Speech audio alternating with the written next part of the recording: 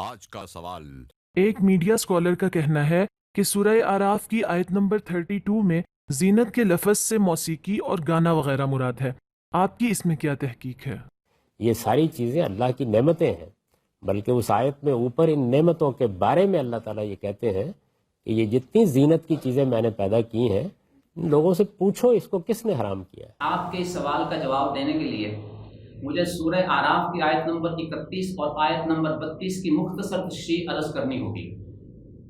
आयत नंबर 31 में है, या बनी आदम खुज़ू ज़ीनतकुम इंद कुल्लि मस्जिदिन वकुलू वशरबू वला तुस्रिफू इन्नहु ला युहिब्बुल मुस्रिफीन। ए बनी आदम, हर मस्जिद के पास जीनत इख्तियार करो और खाओ पियो, इसराफ ना करो, बेशक अल्लाह ताला इसराफ करने वालों को पसंद नहीं करते।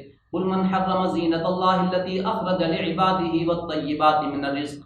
आप फरमा दीजिए, किसने हराम करार दिया है उस जीनत की उन चीज़ों को जो अल्लाह ताला ने अपने बंदों के लिए निकाली हैं और पाकीज़ा रिज़्क़ की चीज़ें।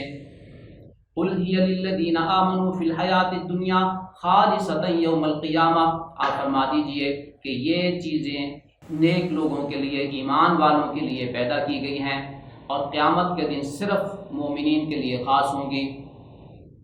कज़ालिका नुसर्रिफुल आयाति लिक़ौमिन यअलमून। इस तरह हम फेर फेर के आयात को बयान करते हैं इल्म वाली कौम के लिए। इन दोनों आयतों का पस मंज़र ये है कि हुज़ूर सल्लल्लाहु अलैहि वसल्लम की बिअसत से क़बल अरब के कुछ कबाइल तवाफ़ के लिए आते तो बग़ैर लिबास के तवाफ़ करते। उनका लॉजिक ये था कि इस लिबास में हमने गुनाह किए हैं, अब इन्हीं कपड़ों के साथ हम तवाफ़ करेंगे तो हम गुनाहों से पाक कैसे होंगे। दूसरा लॉजिक ये था कि जिस तरह हम गुनाहों से पाक होना चाहते हैं, इसी तरह हम चाहते हैं कि कपड़ों से भी कुछ देर के लिए पाक हो जाएं, खाली हो जाएं।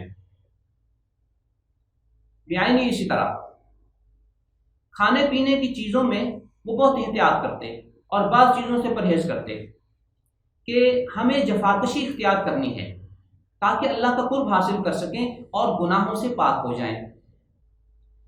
ये सूरत हाल अरब कबाइल में इतनी आम हो गई कि हुज़ूर सल्लल्लाहु अलैहि वसल्लम की बिअसत के बाद जब मुसलमानों ने लिबास के साथ अपने तवाफ़ का सिलसिला जारी रखा तो उन्होंने इन पर एतराज़ करना शुरू कर दिया कि इनको गुनाह माफ़ कराने का कोई फिक्र ही नहीं है और ये उन्हीं कपड़ों के साथ तवाफ़ करने में लग जाते हैं जो इन्होंने आम हालात में पहने होते हैं। जब मुसलमानों पर भी ये एतराज़ शुरू हुआ तो उन्होंने हुज़ूर सल्लल्लाहु अलैहि वसल्लम की खिदमत आलिया में ये सूरत हाल अर्ज़ की, या रसूलुल्लाह सल्लल्लाहु अलैहि वसल्लम, हम पे इस तरह की बातें हो रही हैं। उस पर ये आयतें नाज़िल हुई कि तवाफ़ की हालत में और हर मस्जिद के पास तुम्हें अपने लिबास को पहन के रखना है। इसी तरह खाने पीने की चीज़ों से भी तुम्हें कोई मुमानत नहीं है, लेकिन इसराफ ना करो, यानी ना तो बिल्कुल खाना बंद करो और ना ही इसराफ करो, मियाना रवि इख्तियार करो।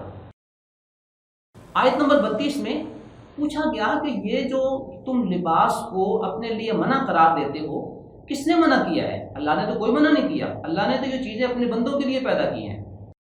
और इसी तरह खाने पीने की चीज़ों से अल्लाह ताला ने तो तुम्हें मना नहीं किया, ये पाकीज़ा चीज़ें किसने तुम्हारे ऊपर हराम की हैं और किसने तुम्हें मना किया है। ये पस मंज़र था इन दोनों आयतों के नुज़ूल का, जिसके बारे में आपने सवाल किया है। यहाँ पर जो बाज़ स्कॉलर्स ने ये नुक्ता निकाला कि सूरह आराफ की आयत नंबर 32 में जीनत से मुराद मौसीकी है, जीनत से मुराद शायरी है, मुसव्विरी है, तो उनसे बड़े अदब के साथ सवाल हम करते हैं।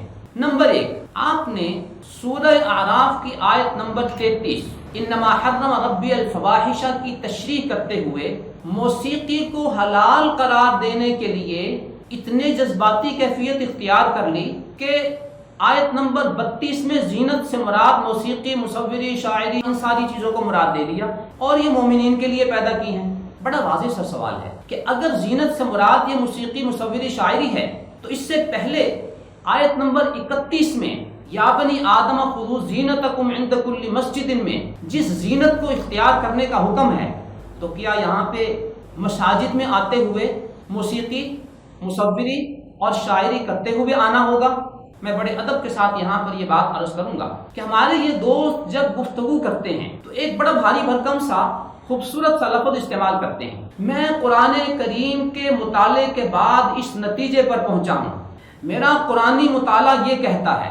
عجیب مطالعہ ہے کہ پورے قرآن کریم کے مطالعے کے دعوے کیے جاتے ہیں اور آیت نمبر 32 میں زینت سے مراد موسیقی لیتے ہوئے یہ نہیں پتا کہ آیت نمبر 31 میں مساجد کی طرف آتے ہوئے بھی اسی زینت کو اختیار کرنے کا حکم ہے، تو یہ موسیقی والا معنی وہاں پہ کیسے منطبق ہوگا؟ یہ ہے قرآنی مطالعہ، یہ ہے قرآنی ریسرچ، یہ ہے قرآنی تحقیق۔ تو آیت نمبر 32 میں اگر زینت سے مراد موسیقی لینی ہے تو آیت نمبر 31 میں آپ اپنے اس مفہوم کو ذرا واضح کر کے منطبق کر کے بتا دیجئے۔ خلاصہ کلام کہ حضور صلی اللہ علیہ وسلم کی بعثت سے قبل کفار نے ننگے طواف کا جو سلسلہ شروع کر دیا اور مسلمانوں پہ اعتراض کرنا شروع کر دیا کہ تم لباس پہن کر کیوں طواف کرتے ہو، تو مسلمانوں نے جب حضور صلی اللہ علیہ وسلم سے پوچھا تو اس کے جواب میں یہ آیات نازل ہوئی کہ لباس پہن کر طواف کرنا ہے اور اسی طرح کرتے رہنا ہے، اور صرف طواف کے لیے ہی نہیں بلکہ ہر مسجد میں لباس پہن کر آنا ہے۔ تو ان دونوں آیتوں میں زینت سے مراد لباس تھا، لہٰذا زینت سے مراد موسیقی وغیرہ لینا یہ ان اسکالرس کا خود ساختہ معنی تو ہو سکتا ہے، قرآنی مفہوم ہرگز نہیں۔ دعا ہے کہ اللہ تعالیٰ صحیح قرآنی فہم کی توفیق عطا فرمائے اور لوگوں کو قرآن کے نام پر گمراہ کرنے سے اللہ ہمیں بچائے، آمین ثم آمین۔